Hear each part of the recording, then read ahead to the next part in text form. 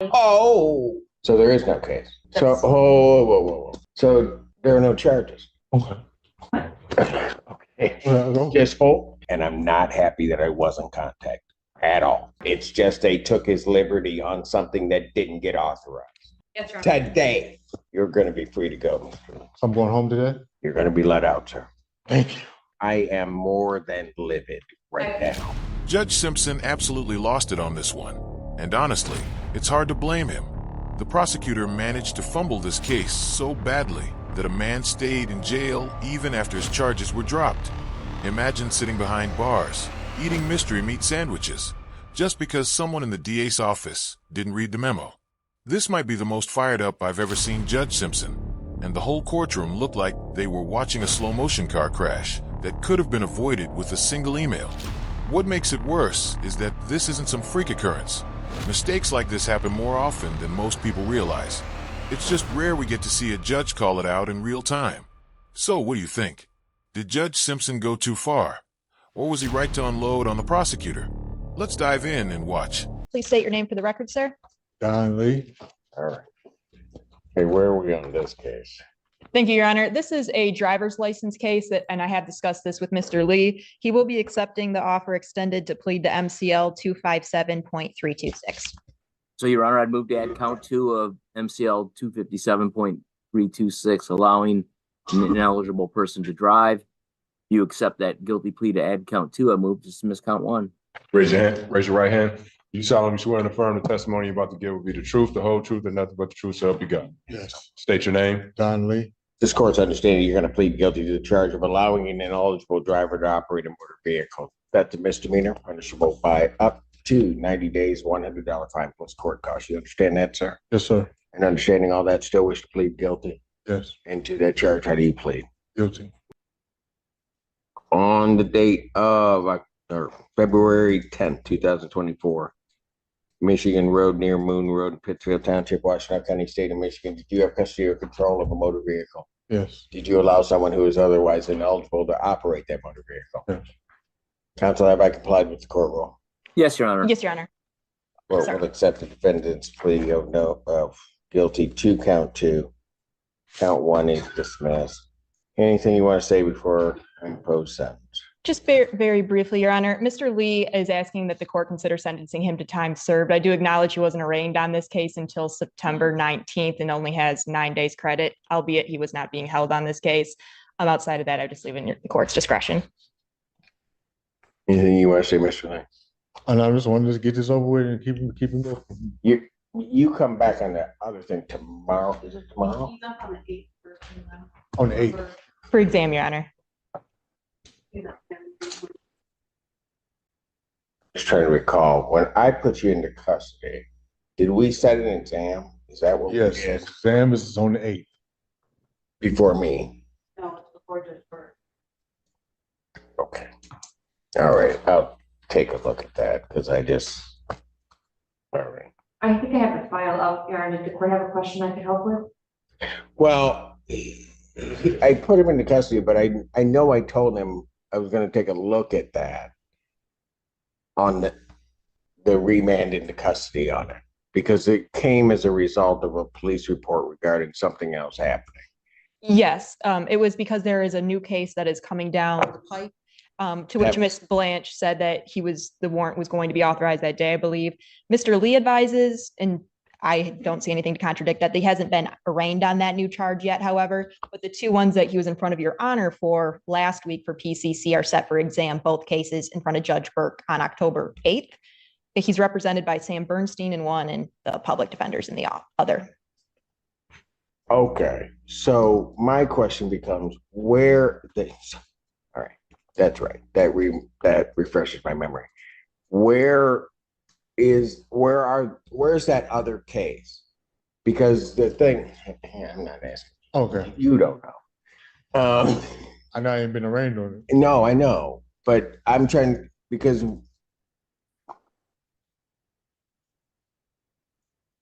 So Your I don't know. Did I change his bond on? I did change his bond on that. He was supposed to then be arraigned on the other case, but that case was supposed to get there was supposed to be a timing on that case to get down. So I remanded him. He was going to be held on these cases, on the ones that are set for exam. And then that other case was going to come down, expected that he might be in on that case. But if that case hasn't come down, I'm not going to be very happy right now. Yes, to my understanding, Your Honor, he has not been arraigned on that new case, but the two cases that are already set for exam in front of Judge Burke, currently his bond is $15,000 on each of those cases. Correct. I get that. What? You raised it was a PI bond and you raised it up. I put it up because of the representation of these other cases, but those other cases were supposed. What's the status of that other case?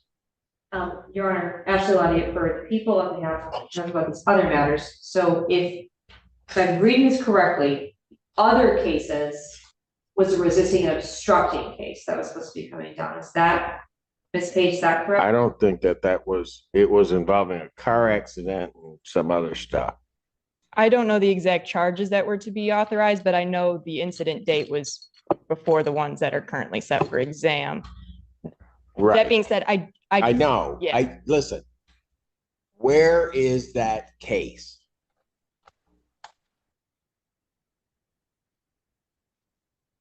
Because my problem here is that, and Mr. Lee is certainly not always the most cooperative person in the world, and he knows that. But he got remanded because his other case was coming down. Correct. And so I'm trying to, and I think there was a representation that it had been signed off or it was someplace. And the expectation was that case was going to get sworn out. While in custody, he'd be arraigned. And then there would be, based upon the facts of that case, a bond set that was likely or may have, I can't say for sure, may have kept him in custody, which is why I did what I did. That was my understanding, Your Honor. You really have to feel for this guy. He's literally standing there in an orange jumpsuit while the judge, prosecutor, and defense attorney scramble to figure out why he's even still in custody. It's heartbreaking, but also shockingly common across the country. Most people never get to see it play out like this. What looks like chaos in the courtroom is actually the fallout from a simple but devastating clerical failure. From what we can tell, Judge Simpson kept him locked up for one day while felony charges were pending. But then a magistrate judge dismissed those charges, and the system just never told anyone. That's not just sloppy. That's skating into unconstitutional territory. This is exactly why habeas corpus exists, to make sure no one sits in jail without legal grounds. The wildest part, this only came to light because Judge Simpson started digging into it himself. No one else was doing anything. And now, the DA's office is about to feel the full weight of his anger. Keep watching, because Judge Simpson is about to absolutely torch them in open court. And honestly, they deserve every bit of it. I just need a little bit more information. Go, look. So I want to understand, Mr. Lee was last before the court for PCCs. The court is saying on the 26th or the 18th. I think it was a week ago, wasn't it? I think it was. The 20. I think it was the 26th. He was before me. I have some help helping right now. So the new case, which does appear to be related to fleeing and eluding charges, dated incident 8/29/9/20 to 9/2. It appears that case was authorized, signed by my office on 9/26, and I don't see. That's what was indicated to the court on the record, that it was signed off on 9/26. But then there was a representation that it was going to get sworn to. It was signed off by your office. I think that's what was represented to me. It was going to get sworn to so that Mr. Lee could be arraigned on it. My understanding is that Magistrate Fink signed that case on September 30th. it is likely, Well, then why hasn't he been arraigned? I'm not sure, Your Honor. It may be in a stack of things that are waiting to be entered. That's been happening. Oh, I don't. no, That's that all. will not happen. Miss, Can you tell me what the jurisdiction is? Yes. It's not. It's not. It's not in. Ypsilanti City. It's Ypsilanti City. it's a city case? No, I showed us. It's a 14B. sheriff's office. It's a sheriff's office arrest that occurred in Ypsilanti City. I show with the 14B. Okay, so it's on the line. It said the swear out was on the 30th. Yeah. I have a police officer. Oh, really? Yes, that helps. So, whoa. Is that what the log notes indicate? Yes, So there are no charges. correct. It says court does not find probable cause. Okay. Okay. Well, Just hold. Hold. That's what it says? Yes. So there is no case. Can I confirm the police report number for that? Mr. Lee, that's what we're gonna do. I'm gonna have them take you back Okay. and we'll All right. try to figure everything out, have you brought back out and I'll do what I gotta do. Okay, thank All you. right? Thank you, Your Honor. Thank you. Assistant Public Defender Natalie Pate, with and on behalf of Mr. Lee, who stands to my right. I still have to sentence him on the driving well or the operating well. So we've taken a look at it. That complaint that I put Mr. in custody on there was no probable cause found. And so that was not done. And I'm going to say this. They knew the reason. Mr. Lee understood what I was doing and putting me into custody.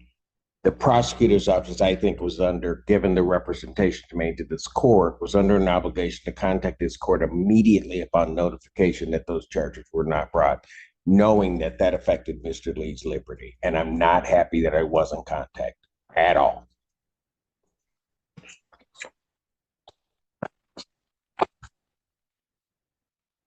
Anything you want to say before I sentence him on his misdemeanor? Nothing further, Your Honor. I would just reiterate his request be sentenced to time served on that misdemeanor. Fines and costs of $250. Those fines and costs are waived in their entirety. 90 days suspended on that case. With reference to his felony matters, those will continue to preliminary examination on October 8th before Judge Burke. Bond on those cases, both will be set at personal recovery. Previous conditions that were in fact with The conditions will remain. They never left. It's just they took his liberty on something that didn't get authorized. You're going to be free to go. So I'm going home today? You're going to be let out, sir. Thank you. Thank you very much, Your Honor. Court's going to stand in recess. All rise. Thank you, Your Honor. You're welcome. The 14th District Court for County of Washington, State of Michigan is now back in session. The Honorable Judge J. Sutton to preside. Has the state prosecutor left? I think so. She needs to get back in here because I'm going back on the record on Mr. Lee. I don't know who else has that case. You may be seated, folks. Yes, Yeah. Exactly. at 1 o'clock. Yeah, she has. I want her here because I need a message gotten to that office right away. Court is recalling the cases of the people versus Don Lee, both his felonies and his misdemeanor cases. Good morning again, Your Honor. Ashley Lonnie for the people. Assistant Public Defender Natalie Pate, on behalf of Mr. Lee. I'm going to waive Mr. Lee's appearance because they took him down so that he could be processed out immediately. But I want to make a record clear and know, and I realize, Ms. Lundy, you were not the one involved, but I am more than livid right now because this case, we went back and checked our records. Mr. Lee was taken into custody on the people's representation regarding the previous case. I took him into custody at 11:43 a.m. on June 26th. After having him wait here in court, I took him into custody on that date, and it's important, at 11:43 a.m. on the 26th. There was an attempt to swear out that case that was done before Magistrate Fink less than an hour later at 12:31 p.m., where the magistrate did not find probable cause. And this court was not informed. Mr. Lee was in custody. It was another attempt made to swear out that complaint on the 30th. Again, no probable cause. It is inexcusable that the prosecutor on their representations had this court act that deprived Mr. Lee of his liberty for 7 days. Inexcusable. So, Ms. Lundy, again, while you are not the person that was involved in this, but has done, I will expect a call from Ms. Burton Harris regarding this matter. Yes, Your Honor. Today. Yes, Your Honor. Here's the full picture. Mr. Lee pled guilty to a simple misdemeanor, driving without a license. The prosecutor then asked for him to be remanded, promising that stronger felony charges were on the way. But those felony charges got tossed not once, but twice, and nobody bothered to tell Judge Simpson. So, in effect, the DA's office tricked a sitting judge into jailing someone over a misdemeanor that legally can't even be used to lock someone up. That's not a clerical error. That's gaming the system. And it completely undermines trust in the courtroom. In most states, misconduct like this can lead to sanctions against the DA's office, and sometimes even lawsuits from the defendant. Which, honestly, I hope he files. But here's the real question. Should prosecutors who make mistakes like this face major penalties? Or is public embarrassment enough? Let me know what you think in the comments. And thanks so much for watching.